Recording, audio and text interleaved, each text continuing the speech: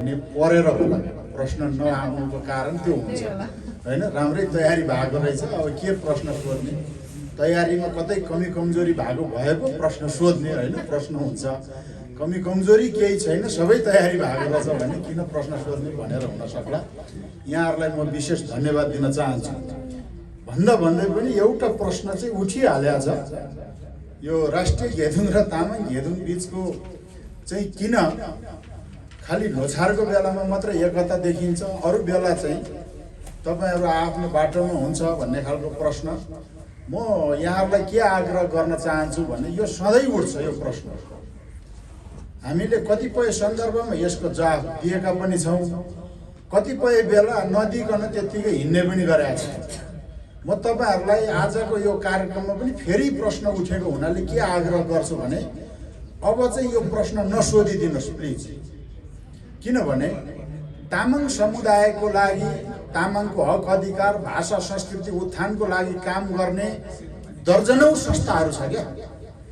काठमाडौँ भ्यालीभित्र मात्रै 150 तामाङ संस्थाहरू छन्। उहाँहरू सबैले आफ्नो ढङ्गले आफ्नो क्षेत्रमा काम गरिराख्नु भएको छ, तामाङकै लागि काम गर्नु भएको छ, यही समुदायको पहिचान अधिकार प्रवर्धन गर्नको खातिर काम गरिराख्नु भएको छ। त्यसकारणले गर्दा काम गर्ने दिशामा संगठनको आफ्नो उद्देश्यहरू हुन्छन्, आफ्नो भिएमजीओहरू हुन्छन्, त्यो स्वाभाविक छ। त्यसकारणले गर्दा आफ्नो क्षेत्रमा काम गर्नको निम्ति सबै संस्था एकै ठाउँमा मिल्नुपर्छ, सबै एउटै बन्नुपर्छ भन्ने मान्यता हामीले राख्नु हुँदैन हो। राष्ट्रिय घेदुङ र तामाङ घेदुङको सन्दर्भ केही फरक हो स्वाभाविक रूपले। किन फरक हो भन्दा म 8औं राष्ट्रिय महाधिवेशनबाट निर्वाचित भएर आएँ। त्यसभन्दा अगाडि नै 6औं राष्ट्रिय महाधिवेशन भएन बिरुवारासन, त्यति बेला घेदुङमा केही समेटिन नसकेपछि, जो समेटिन सक्नु भएन ती साथीहरूले एउटा छुट्टै संगठन निर्माण गरेर अगाडि बढ्नु भएको कुरा मैले पछि जानकारी प्राप्त भयो है। त्यति बेला एक अर्काले आफ्नो संगठन विस्तारको क्रममा एक ढङ्गले प्रतिस्पर्धा जस्तो पनि देखियो। तर त्यो विगत लामो समयदेखि अहिलेसम्म आउँदा त्यो आफ्नो धार पक्रिसक्यो। तामाङ घेदुङको आफ्नै खोला, आफ्नै बाटो हैन, एउटा खोलाको, एउटा नदीको आफ्नो बाटोको किनारा लागेर ऊ हिँडिरहेछ। राष्ट्रिय तामाङ घेदुङ आफ्नै बाटो लागेर हिँडिसकेको छ। त्यसकारणले गर्दा आफ्नो धारमा, आफ्नो उद्देश्यमा रहेर काम गर्दै आएको हुँदाखेरि अब यसलाई फेरि मिल्नुपर्छ, एक हुनुपर्छ भन्ने खालको कुरा चाहिँ अब सोधेर त्यो समय व्यतीत नगरौँ जस्तो लाग्छ मलाई व्यक्तिगत रूपमा। तथापि हामी बीचमा पटक पटक छलफल त हुन्छ, मिल्दा पनि राम्रै कुरा हुने हो। तर यो राजनीतिक पार्टी मिले जस्तो त्यति सजिलै सामाजिक संस्थाहरू नमिल्दो रहेछ हैन। हामीलाई कुनै सत्तामा बसेर रसबस खानु पनि छैन पार्टीहरूले जस्तो। त्यसो भएपछि आफ्नो ठाउँमा काम गरिरहेका छौँ, मिल्ने ठाउँमा मिलिराखेका छौँ। हरेक आन्दोलनहरूमा पनि कहिलेकाहीँ आफ्नो क्षमता, आफ्नो भूमिका, क्षेत्र अनुसार हामीले आफ्नो ढङ्गले सहकार्य गर्दै आएका छौँ। विशेष गरी तामाङ समुदायको राष्ट्रिय सांस्कृतिक पर्वको अवसरमा चाहिँ विशेषतः यो मुख्य सांस्कृतिक चाड भएको हुनाले यसमा हामी हातेमालो गर्छौँ, यसरी अगाडि बढिराखेका छौँ। कुनै कालखण्डमा त्यसरी एक ठाउँमा मिल्ने परिस्थिति आयो भने मिल्ला पनि, नमिले अब हामी आफ्नै ढङ्गले आफ्नो क्षेत्रमा काम गर्दै जान्छौँ। यो प्रश्न यहाँ उपस्थित पत्रकार साथीहरूको लागि मात्रै होइन, आम संसारभरि रहेको तामाङ अभियन्ता साथीहरूको लागि पनि म यो प्रश्न अब धेरै सोधी नरहनुहोस् भनेर यो मञ्च मार्फत आग्रह गर्छु। र धेरै बोलिरहनु आवश्यक त छैन। महासचिवज्यूले अघि नै प्रेस विज्ञप्ति वाचन गरेर हाम्रो कार्यक्रममा के हुन्छ, कसो हुन्छ, कसरी हामी यो समारोहलाई सम्पन्न गर्दैछौँ भन्ने कुरा त प्रस्तुत गरिसक्नुभयो। यहाँहरूले त्यो पेपर पनि पाइसक्नु भएको छ। सम्माननीय प्रधानमन्त्रीज्यूको प्रमुख आतिथ्यमा यो कार्यक्रम हुँदैछ। विगतको वर्षभन्दा त्यति धेरै भिन्नता, त्यति धेरै फरक कार्यक्रमहरू यो वर्षको कार्यक्रममा पनि छैन है।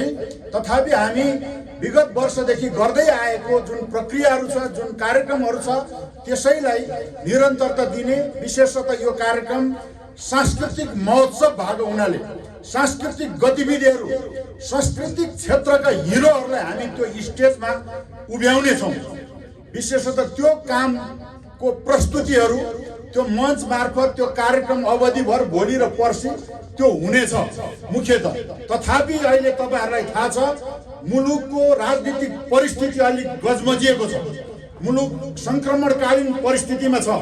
जेनजी विद्रोह पछाडिको अवस्थामा मुलुक कता जाने के गर्ने, राजनीतिक पार्टीहरू एउटा तपाईको 70-80 वर्षको इतिहास बोकेको पार्टीहरूको विभाजनको परिस्थिति, यी यावत कुराहरूले गर्दा निर्धारित समयमा चुनाव हुन्छ कि हुँदैन भन्ने संशयहरू पनि पैदा भएका छन्। हाम्रा मुद्दाहरू के हुने हो? विगत लामो समयदेखि नेपाल तामाङ हेदुङ लगायत हामी तामाङ समुदायले लड्दै आएको, हामीले हिजो 62-63 को जनआन्दोलन पछि प्राप्त गरेको गणतन्त्र के हुने, संघीयता के हुने, धर्मनिरपेक्षता, यो कुराले हाम्रो मन अलिक पोलिराखेको छ साथीहरू।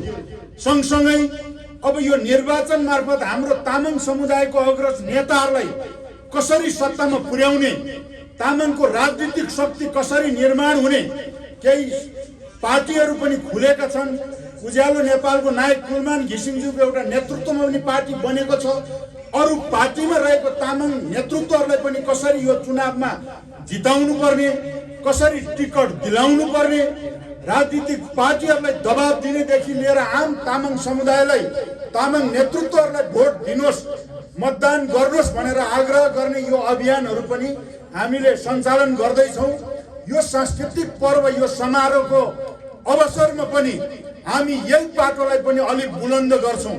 जब जब देशमा सङ्कट आउँछ, राष्ट्रिय सङ्कटको स्थितिहरू, सङ्क्रमणकालीन परिस्थितिहरू निर्माण हुन्छ, यो बेला नाचगानमा मात्रै हामी व्यस्त भयौँ भने फेरि उताको पाटो कता कता हामी चुक्छौँ।